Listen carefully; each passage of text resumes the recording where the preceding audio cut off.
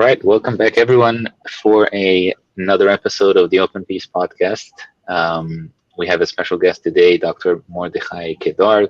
I've been looking forward for this one. He is basically a religious Zionist and an expert in Israeli Arab culture. He speaks three languages, English, Arabic, and Hebrew. And he's known also to be one of the few Arabic-speaking Israeli pundits seen on Arabic satellite channels. Right? Correct me if I'm wrong. So it's really right. Thank you. It's really an honor to have you on the channel, and I'm very looking forward to hear your story and also your Emirates plan. Welcome.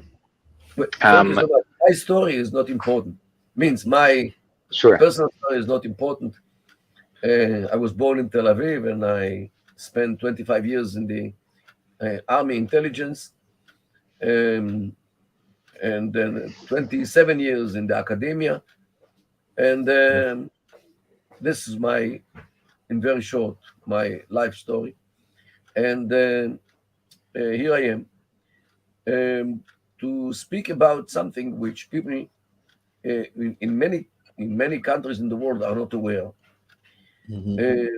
Because when people look at the Middle East, they see countries and they think that every country is a people.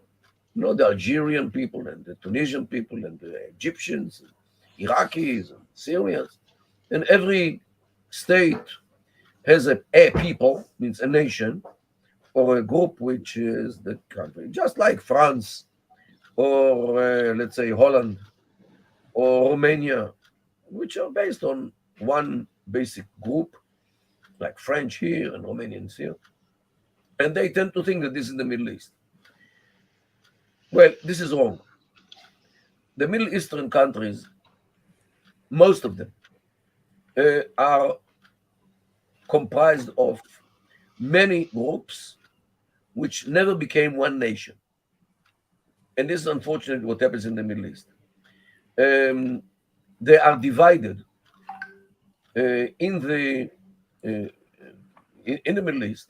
Most countries are divided along tribal lines, ethnic lines, religious lines, and sectarian lines.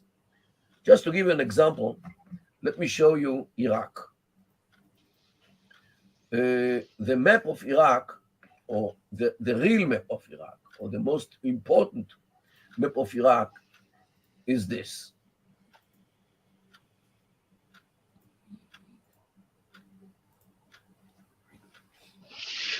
And this shows you actually the problem of Iraq. 1 second. There we go. This shows you the problem of Iraq. The division of tribes. And tribes in the Middle East are very important because the Middle East is a desert. And in the desert, you cannot survive if you live as an individual. You have to live in group in order to defend your source of water. And I'm talking about hundreds of thousands of years already, when people started to live in the Middle East, and they were forced to live in groups in order to defend the source of water, because it's a desert and water are very scarce. And this is why living as a group is necessary in the Middle East. I would say even indispensable. And the most consolidated. So every one of those numbers is a tribe? Wait, yes, it's a tribe. And the most consolidated group is the family, the father and the sons, because they are loyal to each other. And then after a generation, they have the cousins. And after another generation, the second cousins and third cousins. And you actually get a big clan, which everybody is a cousin or first cousin or second or third cousin or fourth cousin or whatever of the other people. And they are actually a big family, extended big family. And this is how the societies in the Middle East are built. To a degree that they actually live on their space.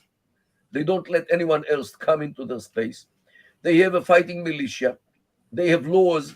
They have their own dialect. So whenever somebody opens his mouth to speak, everybody knows if he is one of us or not. They marry the daughters inside the clan, and they don't have any business with others because they don't trust others. And in many cases, clans have fighting militia, and you don't mess with them because they will kill you only because you try to get into their space. And Iraq, for example, and Yemen is the same, and Libya is the same, and Syria is the same, and many countries actually look like Iraq. And just look at it. This is the division of tribes in Iraq, and every number you can see here, the legend means which tribe is this, Muntafeg, Abdulaim, or whatever. Okay, now this is not the only division, because these tribes in the north are Kurdish. They are not Arabs. They are Kurdish. It's a different ethnic group. Tribes in the south are mostly Arabs, but not only. There are some Turkmens and there are some Persians as well. So, are there still Jewish populations? Do we know? In the cities, very, very small group. Okay. In Baghdad, and maybe some people remained in Basra, and that's all. So the population of Iraq is divided sharply to 4 ethnic groups: Kurds in the north, Arabs in the middle and the south, Turkmens and Persians. All are divided to 74 tribes, as we see in the map. But these are not the only divisions. In Iraq, there are like 10 religions. There are Muslims, and there are Christians, and there are Jews, as you mentioned. There are Yazidis, mostly in this part near the 72, in the Sinjar district. There are Zoroastrians, there are Shubaks, there are Mandais and Sabais, and Alawis and Druze who ran away from Syria, and it is not the end of the list. Altogether, some 10 religions only in Iraq. Some of them are divided to sects, like the Muslims, who are divided between Sunnah and Shia. And the Christians, when they were still in Iraq, before they all ran away almost, they were divided to 6 denominations: Assyrians and Chaldeans and Nestorians and others. So the Iraqi population is sharply divided along ethnic lines, Kurds, Arabs, and so forth, tribal lines, like in the map, religious lines, like in Christians and Muslims and so forth, and sectarian lines as well. The modern state of Iraq failed totally in replacing the traditional loyalties of the people. Because although they're all Iraqi citizens, these remain Kurdish and these remain Arabs, loyal to their tradition. These are Sunnis and these are Shia. These are Christians, these are Muslims, and these are Muntafeg tribe, and this is Dulaimi tribe, and the tribes do not get mingle with each other, they don't get married with each other, so are the religions, and so are the ethnic groups, and so forth. Means that the Iraqi population, which is like 26 million people, remained sharply divided along all these traditional lines. The same thing you can say about other Middle Eastern countries. Let me show one more example to make this point, and I'll show you the map of Yemen. Sure. I just have a quick question, Mordechai. Yes. I remember there being a plan during the Iraq War about maybe dividing Iraq up into 3 separate countries along ethnic lines. Do you think a model like that could have worked better for Iraq than the current model? much better than today. This is Yemen. You can see the tribal division in Yemen. And this are every piece of this puzzle is another tribe. And this in Yemen is because of the mountains, because every tribe lives on a mountain. Yeah. So, and this picture of tribes, and I can show you every country in the Arab world as it looks like. These pictures of division of the population actually is the reason for the fact that the state failed, because they are still, until this very day, sharply divided, and all the illnesses and all the problems in Iraq, in Yemen, in Libya, in Syria are the result of this division of the population. And if you, if Americans or the British or the French had created tribal countries, they would be successful. Why? We see the same thing in the Gulf. Abu Dhabi, Dubai, Qatar, Kuwait, Ras Al Khaimah, Fujairah, all these Emirates are one single tribe. And this is why they are rich. Dubai is rich. Dubai has no oil and no gas. Dubai is rich because of the business. Iraq is a failing state because of the wars between the tribes. Dubai is one single tribe, Al Maktoum. Abu Dhabi is Al Nahyan. This is the name of the tribe. Qatar is Al Thani. Kuwait is Al Sabah. Al means family or tribe. And this is what makes the Gulf a heaven on earth, not the oil. Because if the oil was the reason, Dubai would be a hell, because Dubai has no oil and no gas. And Iraq would have been an oasis, was a Jannah, al-Ard. Oasis, yeah, peace, heaven. Paradise on earth. And so was Libya. Libya is also a very tribal country. Means that the problem of the modern states in the Middle East is that these countries were created by Europeans without any regard to the population. Means the fact that the population is highly divided, sharply divided, and people hate each other, and putting them all in one framework of the state is a disaster, as if they can live in peace with each other. And this is actually the source of all evil in the Middle East. And this is why all these countries are bleeding, while the countries which were created according to tribal lines are successful. And how this happened? The British created Iraq between the 20s and the 40s, and Iraq became a disaster. So when the British came out from the Gulf in the early 70s, they understood that they made a big mistake in Iraq by creating one state which included all the groups. So when they came out of the Gulf later, they learned from their mistake, and then in the 70s they left behind them tribal states. It looks bad for Westerners, but in the Middle East it works the best.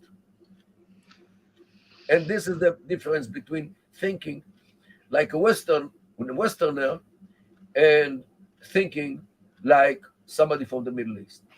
And this is actually a real introductory to understand the modern Middle East, because the modern state, like Iraq, Syria, Libya, and so forth, is viewed as the enemy of the people, because the state tries always to impose the state law on all the groups. Unite the tribes. You cannot unite them, because in order to unite, they have to marry with each other, and they don't. So they're resisting that, and the government is trying to tries to create an awareness of togetherness. I wrote my PhD about the attempts of the Syrian regime to unite the people and to give the people the feeling that they are one nation. The more they tried, the more they failed. And what you see today in Syria is the evidence of what I wrote already in the 90s, that it cannot work, it doesn't work, and it will not work. And this is what happens. This is why these countries are dictatorships, because otherwise they cannot control all these groups. This is why all the states in the Middle East are dictatorships. Whether they are kingdoms or presidents or whatever, they are really, essentially, they are dictatorships. Only because this is the only way to impose the state on all the This is why to have a strong one dictatorship. So they fear it because they fear it, or because that's how you control small tribes more. That's why it's dictatorship. This is why all the modern states in the Middle East are dictatorships. Means that the regime is held by one minority, which imposes everything on all the other minorities, and whoever opposes them goes to hell, either to the tomb or to the dungeons of torture and so forth. So this is why the state is viewed as the enemy of the people. The state, the modern Arab state, is the enemy of most of the people. The only people who see the state as not enemy is the people who are actually running the states. Like the Alawis in Syria, or the Hashemite kingdom, the Hashemite royal family, which is like 80 people, not more, who control Jordan, and so forth. And this is, unfortunately, what happened in the Middle East. Now the question is, what happens between the Israelis and Palestinians? How can we achieve a peace? Definitely, Israel doesn't want to control millions of Palestinians. But the question is, what are we talking about? Are we talking about people who act and behave and are constructed like Syria or like Dubai? If you want to really do it, you have to look at the people. You see that people in Hebron, in Hebron, are 5 clans who live most of the time peacefully with each other. These are the Jabri, Kawasme, Nache, Tamimi, Abu Snena. This is the main 5 clans of Hebron. If you go to Nablus, you can see that there are different clans. Masri, Tukan, Shaka. If you go to Ramallah, it's Barghuthi and Tawil. If you go to Karem, it's Karmi. If you go to Jericho, it's Arikat. Different clans. They don't mingle with each other. They don't get married with each other in most cases. And do you know about Nablus, Shechem? Excuse me? Do you know about Nablus, Shechem? Nablus is Masri, Tukan, and Shaka. These are the main, yeah, you said that. Yeah. These are the main 3 clans of Shechem, of Nablus. So, if tribalism is so alive within the Palestinians, if you create one state, it will end up like Syria or Iraq. Because the same problem of tribalism, and then actually, if you see what happens today with the PA, which tries to impose itself on the people, in Hebron, they hate the PA, just like in Shechem, because the PA is made of people who Israel brought from Tunisia. And Abu Mazen was born in Tzfat, in the north.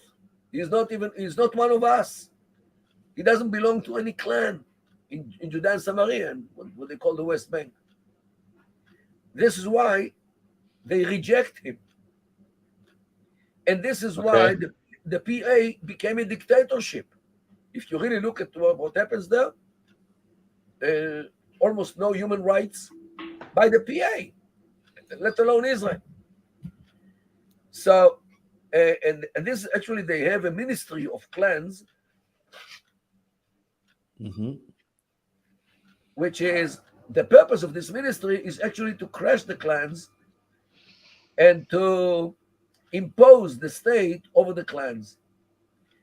However, in Hebron, the clans have fighting militias, and the Palestinian Authority cannot get into Hebron unless the Israeli army protects them from the families of Hebron.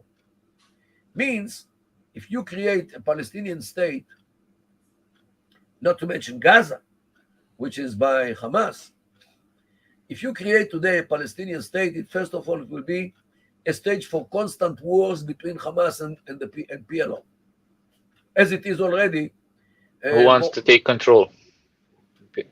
Of course, and don't forget that in June 2022, Hamas will celebrate 15 years of their independence in Gaza. So 15 years they have a state run by Hamas. By the way, we do know there's elections today in the West Bank. So for the local authorities. Yeah. And you can see, you'll be able to see the power of Hamas. So, first of all, this will be a constant fight between Hamas and the PA, just like the Ikhwan, means the Muslim Brotherhood in Syria against the regime. What you see today in Syria is the result of the war between the regime and the Muslim Brotherhood. The same problem in Jordan between the royal family and the Muslim Brotherhood. So the Muslim Egypt, not to mention what happens there. So definitely a Palestinian state would be a problem between the nationalists like the PLO and the Islamists like Hamas. This first thing. Second thing, the clans of Hebron will fight against the clans of Shechem, of Nablus, who is the leader. And it's always about the leading, because the one who's leading takes the money and takes the authority and imposes himself on the others. So there will be a fight, no doubt, just like in Syria, just like in Iraq, just like in Libya, like in Sudan as it was. So, it has been always tribal. Like you're right, when it comes to tribal conflicts, it is about who gets the power and who gets the authority. So okay, that's been causing many wars. So this one, a Palestinian state will end up like Syria or like Iraq. So what is the solution? Take the other paradigm, the Emirate plan. Means every tribe or every groups of tribes which live peacefully together should have an emirate. And this is what brings me to the emirate plan, and let me show it. Share screen. This is the emirate plan. First of all, in Gaza, it is already almost 15 years a state. And we have to recognize that this state is a state. It's not a duck. It doesn't go anywhere. And this is the Gaza. And since Hamas actually divided the PA between Gaza and what happens in Judea and Samaria, what's called West Bank, we can continue by creating emirates. An emirate in Hebron for the clans of Hebron, the 5 clans, an emirate in Jericho, another one in Ramallah, another one in Nablus, Jenin, Tulkarem, and Kalkilia, while Israel should forever remain in the rural areas and offer Israeli citizenship to the people who live in the villages. This way, around 85 of the people are being liberated from Israeli so-called occupation, because they will be liberated in their emirates, while Israel gives citizenship to the 15% who live in the villages. And this is actually the solution which will create normal states like Dubai in Hebron, Abu Dhabi in Shechem, in Nablus, and so forth, because it will be built on the clans, not on a state which was created by foreigners and run by one group. And this is basically my suggestion and my plan for peace between Israel and the Palestinians by creating Emirates. If they want to have a federation like the Gulf Emirates, it's okay with me, I have no problem, as long as they don't have a territorial contiguity. Because territorial contiguity might very easily become a terrorist contiguity. And is that like a settlement, or what is that? In terms of land, Abood. In terms of land, joining. So like, I see. Hebron was connected to Gaza in like a infrastructure. Okay, Israel will have with every emirate peace agreement, and already those in Hebron whom I speak with are talking about joining the Abraham Accords, that the state of Hebron will join the Abraham Accords because they have absolutely nothing against Israel. Now, somebody would ask, these Emirates can become Hamastans. The answer is no. Why? In every place where the clans are in control, they kick out all the jihadists before the others, because the jihadists have an Islamic agenda, while the clans have the clan agenda, which is totally opposing the terrorist agenda of the terrorists.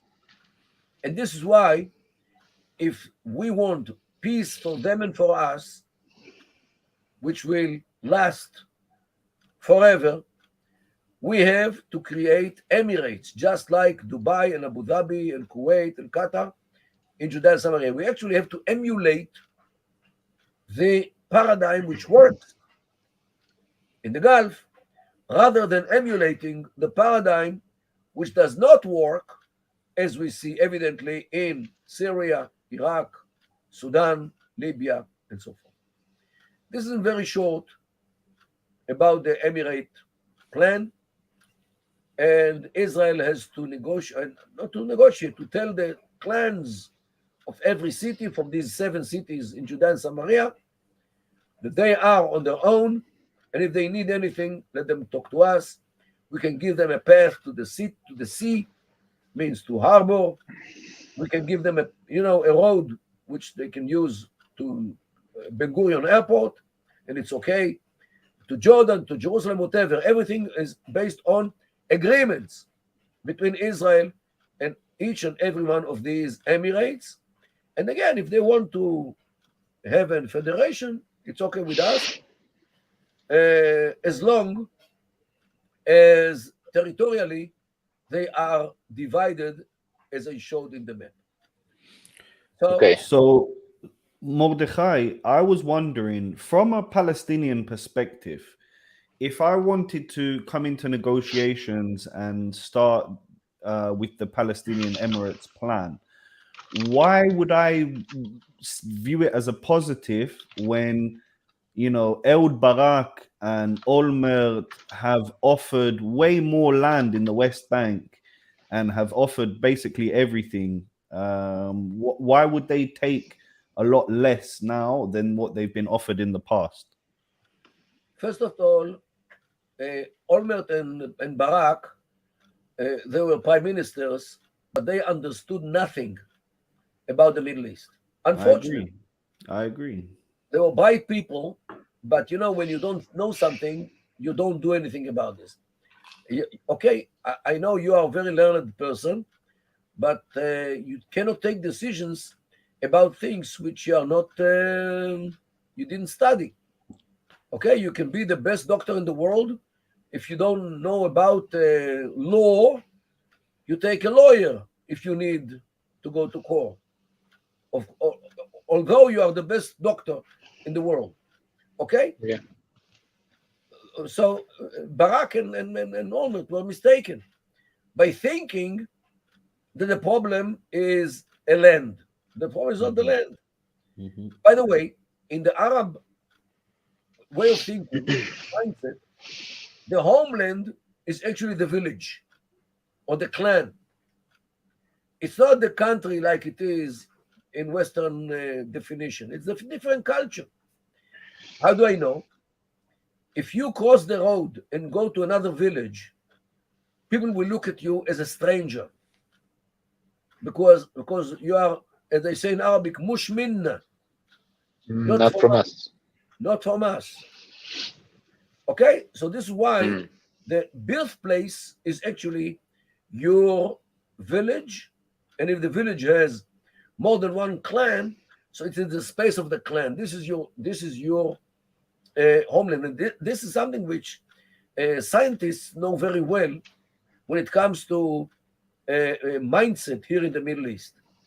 The definitions of things are different between cultures. And here in the Middle East, the culture is much more local culture rather than national culture as it is in the West. Interesting.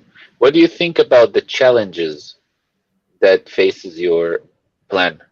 Like when it comes to challenges, what do you think? For example, I see one challenges of this plan would be the Arabs in around the villages. You said that that will receive an Israeli ID, right? Do you think everyone will accept it easily? Or Israel will offer it. If you take it, if they take it, they take it. If they don't take, they don't take it. You cannot force. The plan will work anyway. So you mean? Definitely. Okay. Because you see, I don't know if you heard about the Samaritans, Shomronim. I'm sure you heard. Of course. Yes. So I actually visited Hafracha and I visited where they live there. Amazing. I hope you visited the tahini factory. You did. But So we have both Israeli and Palestinian IDs, and we are getting along with both tribes. Do you think this might be one solution to have both IDs? You mean, and have freedom to go all over the both A and C territories? Israel will not agree to annex 2 or more million of Arabs. Israel doesn't want to become an Arab country. Israel wants to have a Jewish majority. Of course, we have the Arab minority here in Israel. Israel doesn't need more. And as long as any solution will keep the Israeli majority, the Jewish majority of the country, the people will agree to this. If they sense that their country is being taken by a majority of Arabs, they will not agree to any plan. I see. Makes sense. I also wanted to ask you, do you know Yiddish? I was born in a family which was speaking Yiddish. And Yiddish is like... Yiddish. You just said that? I know ancient Hebrew, and I think whenever I read it to tourists, they tell me it sounds like Yiddish. You know, Samaritan Hebrew. Tourists, it might. Yiddish is actually a German dialect of the 16th century, which Jews adopted. And of course, it has Hebrew words because Jewish issues have no words in German, so they use Jewish. You know, Shabbos. Shabbos in Yiddish is Shabbat. There's no word like this in German, so they use the Hebrew word. Right. Amazing. So, so basically you talk about the 8 cities: Gaza Strip, Jenin, Nablus, Ramallah, Jericho, Tulkarm, Qalqilia. Did we miss anyone? And you said also the Arab part of Hebron. What about Jerusalem? Did you talk about it? No, Jerusalem is the Israeli capital. Okay. Entirely. There are Arabs who live there. It's okay. We can give them citizenship. But Jerusalem is Israel's capital, as it was for already 3,000 years. I see. Here we have a question from our audience. His name is Benji here. He says, how will the Ahwazi Arabs achieve their own Emirates? Will Arab nations come in like the times of Saddam Hussein to erase the Kurdish and Persian people? Do you think? Well, if he mentions the Ahwazi, this flag behind me is the Ahwazi flag. Okay. I openly support the Ahwazi. I don't know if people know what Ahwaz. Ahwaz is the Arab district of Iran. Yeah. And the western part, right? The southwestern part of Iran is populated by Arabs. By the way, Iran, it's another country which comprises of many ethnic groups. You know what? Let me show you the map of Iran so you can understand what I'm talking about. Because, sure. You know, when you show things, people understand. I agree. Very true. It's interesting to see all those maps. I never thought that Iraq had so many tribes. You know, Amir? Yeah. Definitely. Oh, man. Yeah. So this is the map of Iran. The Persian part is in the center, and the periphery are the minorities, the Baluchis, the Arabs. This is the Ahwaz. These are the Kurdish. These are Azeris. These are Turkmens. And here there are other minorities like Mazandaranis and Gilyakis and Luris and Kashkais and many others. And here you can see the legend.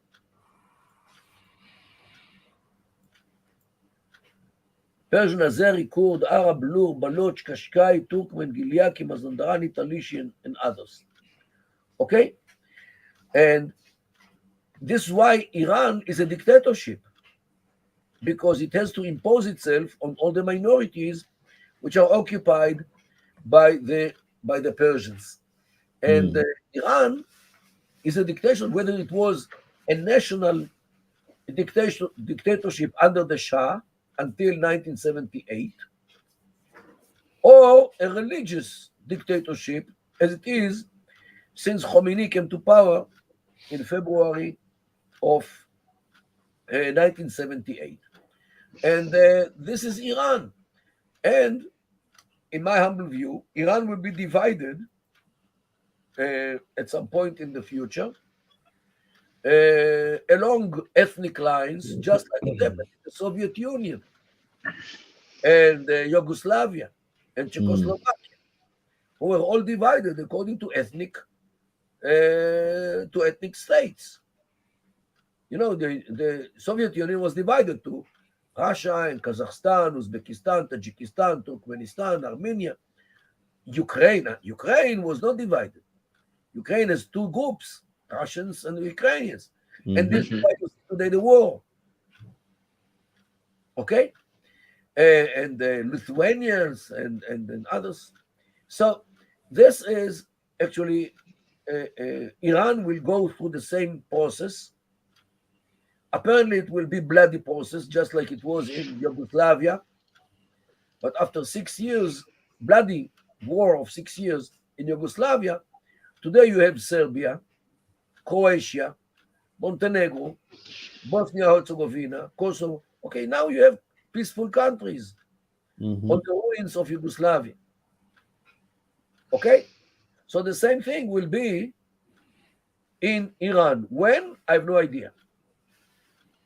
If the minorities will start together a rebellion against the country and will cooperate with each other rather than fighting with each other, they will succeed to gain their freedom from the Persian occupation. We did see some protests there, Mordechai. We did see some protests a few years ago that were gunned down very, very fast by the regime. Because it was small. If look, all the minorities together are more than half of the population. The Persians are a minority, like 40 more or less percent. Okay, so all the others means Arabs, the Baloch, and the Turkmens, and all the others are around 60%. And if they all unite in order to dismantle the country, this is what will be. I see. Dr. Mordechai, also, I was wondering, because you mentioned also, I read somewhere on the internet, you mentioned that basically there are different situations for the Palestinian societies because they're divided in different tribes, so they have inner conflicts between each other. And you mentioned something like honor conflicts, and also you mentioned something like how to counteract terrorism, if you know what I mean.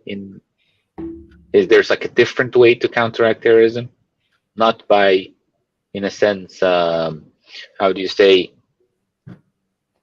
telling them that they're going to get jailed or killed if they do it, but more like a different way of counteracting terrorism. Do you know what I mean? Like that? Look, it depends on what you talk about. Israel, when Israel has to face terrorism, Israel acts like a Western country. If they have evidence, they take the suspect to court, and the court puts him in jail for a few years. In the Arab societies, it works differently.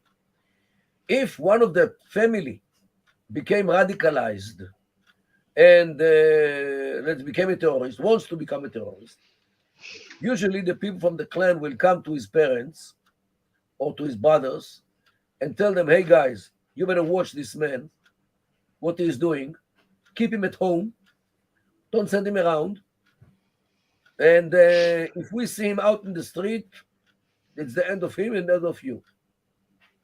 Now, their brothers or the parents know exactly what they mean, and they will keep him at home or bring somebody to re-educate him at home. If he's not from the clan, like he's a foreigner who came and settled, usually they will tell him, hey guy, you have like an hour to pack everything and to run away before we kill you. Oh. And he will run away before they kill him, because he is actually puts in danger their stability, their economy, and their existence. So this is a different way to like react to this. I see. So if he's a foreigner, they might give him a chance. Like you better stop doing whatever you do. Stop talking to people. Stop inciting people. And the next time you talk to somebody trying to incite him, is the end of you. So you better behave. You know, clans, they have their rules. They do indeed. They do indeed, Mordechai. I was wondering, what do we do about, let's say, if you like, one of the biggest clans here at the moment, the clan of Hamas in Gaza, has been causing a really big problem since the disengagement. Even before the disengagement, they were causing problems. But since the disengagement, we've had war after war after war. And unfortunately, it always seems that the next one is just on the horizon. What would you do in terms of de-escalation regarding the Hamas terrorist group? I would tell them very, very easily, hey guys, the next missile launched to Israel, I will try to target the connection between your heads and shoulders. Mm-hmm. And if they take you seriously, and they should take you seriously, they will behave. Unfortunately, until this day, Israel did not talk in such a way. that Hamas leaders will be targeted. Mm-hmm. I see. No, I completely get your point with regards to that. It's obviously a huge issue for people that have lived here for the last couple of decades, and especially the residents of the south of the Negev. They have been suffering for many years from rocket attacks and incendiary balloons. So I think that is one of the big challenges. Going back to the Emirates plan, Mordechai, with regards to infrastructure in the West Bank, I'm just trying to think how it's separated today. How would we manage infrastructure such as water resources and infrastructure in the areas like, let's say, Hebron, for example, where you have a Jewish minority in a Palestinian emirate? How could that work? Well, you know the difference between an architect and the engineer. The architect gives you the big picture and how it should look like. Then you take an engineer to make sure that every point is okay. I'm talking about the Emirates as an architecture. You ask me a question of an engineer. We take people who are, experts in water planning or sewage planning, whatever need, and they will find all the solutions.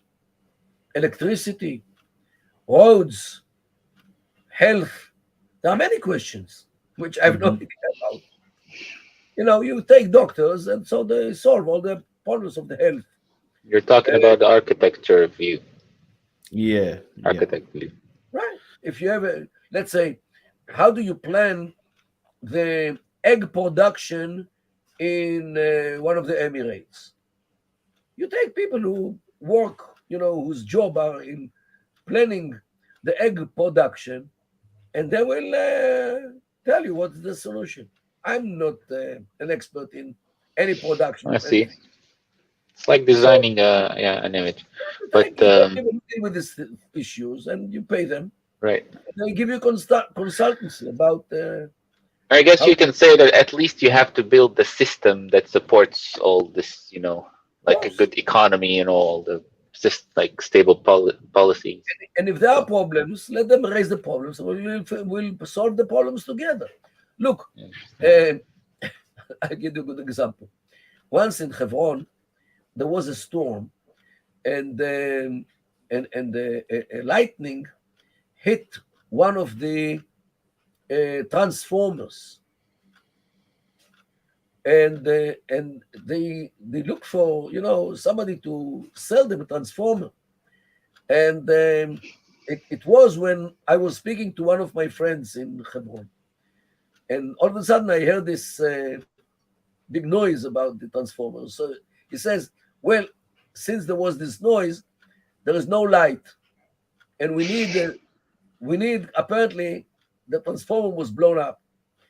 So immediately I called 103, which is here in Israel, the electricity company, and I told them that in Hebron they have a big problem. So he says, of course, we'll send them a transformer. So, when you talk about actual problems, every problem can be solved. Yeah, I agree with that, Mordechai, that, locals can get together and solve issues together. And I've seen that work within Israel proper. I'm originally from Kibbutz Shoval down in the south, just opposite to Rahat. And I can remember, years there were very bad accidents on the road because the road is quite a dangerous one. And Jews from the kibbutz and Bedouin Arabs from Rahat got together and protested the amount of accidents that are happening and pushed the state to put of course lives at the end of the day. So I definitely can see local things happening and good things happening if we do push the narrative along to a more peaceful one. But that's really my next question is, how do we move? I don't think Israelis in general are ready for peace at the moment. There doesn't really seem to be much talk around peace in the public sphere. And in the Palestinian side, we have, Hamas and Fatah, arguing with each other and battling each other. How do we prepare the land, if you like, for a peaceful resolution? What do you think needs to be done on both sides? Look, a few years ago, I was invited by the Minister of Economy here in Israel to talk about this plan. The name of that minister was Naftali Bennett. Oh, okay. A couple of years later, I was invited by the Minister of Education to speak about this thing. His name was Naftali Bennett. In another occasion also, I spoke with Knesset member Naftali Bennett. So the Prime Minister of Israel today knows very well about the plan, about the Emirate plan. Apparently, he has some other things right now on his agenda which are more acute. And he doesn't apparently have the time to deal with this. But in my humble view, and seriously, I think he is waiting for the end of the presidency of Mahmoud Abbas, in a way or another. Because this might be the time when new ideas can be introduced into this, because as long as he is there, Israel apparently is too afraid to shake the boat. Once he's leaving, apparently Israel can get into action and do something fruitful rather than bringing another corrupt person to replace this corrupt person. So we have to kind of wait for the fruit to ripen in terms of, we have to wait for the politicians to do the right thing, which they know about. I see. Very interesting point. And I do think that there's the vacuum within the Palestinian leadership could lead to some good things, for sure. Let's hope. Alevai inshallah. Aboud, from your point of view, from living over there, your whole life over in the West Bank, in Samaria, upon Gerizim, how do you view the Palestinian Emirates project? Could it be something that you could see could work, and people in Nablus say will be happy with a deal like that? So it's kind of like depends on how they will preserve their Palestinian identity. I'm sure you know what I mean, Dr. Mordechai, when there's a huge there's a very high loyalty to the Palestinian history and the Palestinian flag and the Palestinian identity.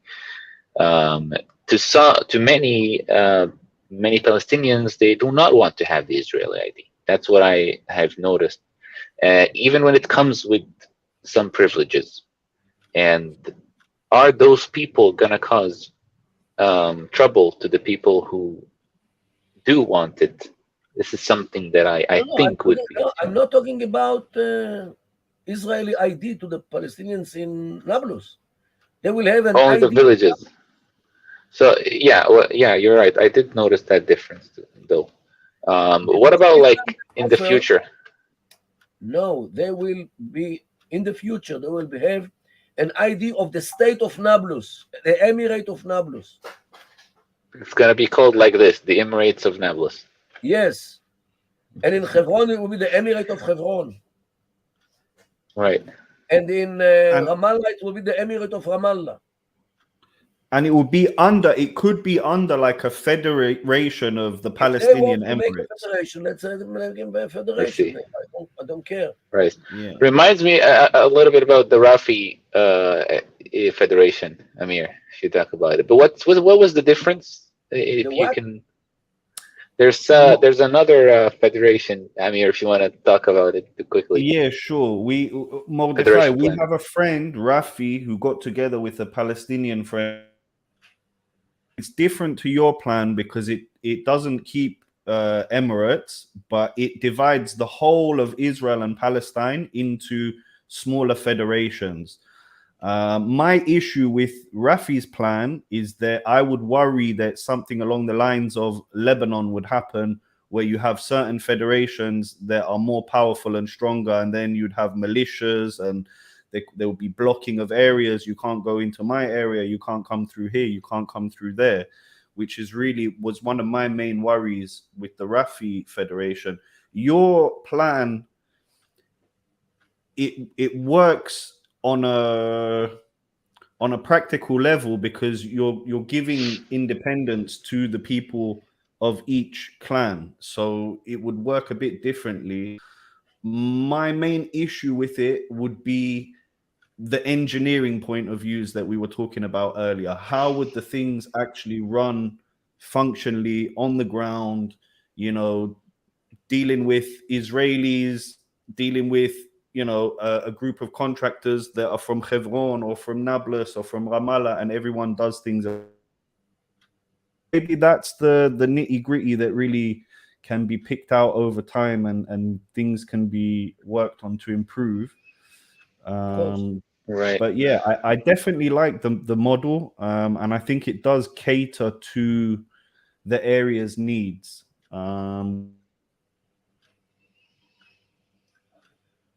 Okay, right. I think this is the idea, and if somebody wants to sponsor a group of engineers to plan the water systems and the electricity and all the details which every emirate needs, I'm more than open to any suggestion.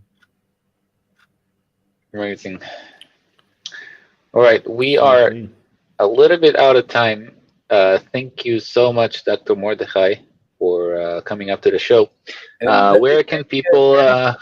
let me thank Kane Kowalski for of course, yeah, arranging it. And thank you so much, Amir and Aboud. Oh no, you're very welcome. Dr. Mordechai Kedar. It's been a real pleasure. Are you pleasure. active on any platform? Facebook, Twitter?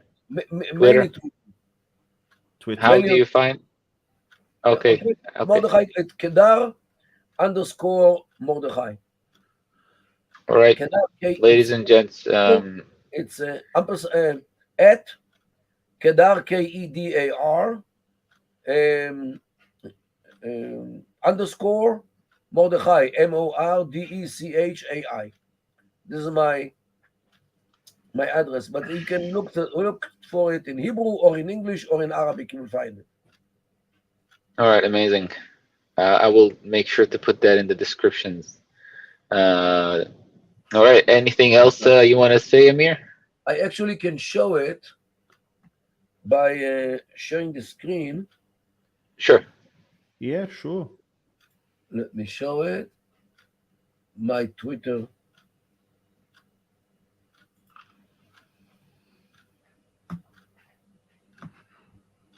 Okay. Maybe Aboud in the future, if we do get some more Palestinian viewers and Arabic speaking viewers, we could get you and Mordechai together to do an Arabic language special on the Emirates plan.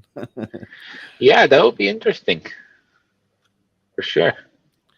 تحكي عربي منيح دكتور مردخاي؟ طبعا. Okay. اللغة الفصحى. أنا أتكلم اللغة الفصحى. Yeah. Mother tongue language. Wow, nice. Well, I don't see. Let me help you with that. You said at Mordechai. No, Kedar. Kedar, sorry. At Kedar. At Kedar _ Yeah, I think I found it. Yeah, you have like 30,000 followers. Right. Like there it is. And I will share it right. Because I'm active mainly in Arabic. Sure. This is, ladies and gents, without the at link. Yeah. Okay, thank you so much for being with about it. Thank you so much for coming on, and we're looking forward definitely for a future episode to see if it also anything new that you also have to tell us, and we'll be following. And make sure also to follow our channel. We have we also like tahini here so much. Definitely. Okay. Thank you so much. You're very welcome. Bye everyone. שבוע טוב. תודה. שבוע טוב. Bye bye.